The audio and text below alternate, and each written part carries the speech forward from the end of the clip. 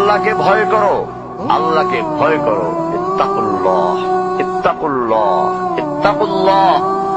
ওহে মুসলিম, তোমাকে আল্লাহর সামনে দাঁড়াতে হবে। তোমার হিসাব নেওয়ার জন্য আল্লাহই যথেষ্ট, যিনি সব জানেন।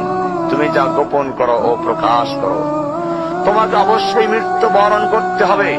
যখন তুমি দুনিয়ার সব কিছু ছেড়ে চলে যাবে, শুধু তুমি আখিরাতের জন্য যা সঞ্চয় করেছ তা নিয়ে সাবধান হও তোমার শেষ আমলের ব্যাপারে।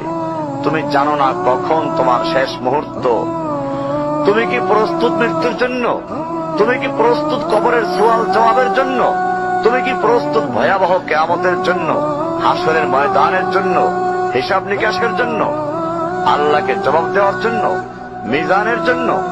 তুমি কি প্রস্তুত চুলের চাইতে সূক্ষ্ম, তরবারির চাইতে ধারালো পুলসিরাতকে পাড়ি দেওয়ার জন্য?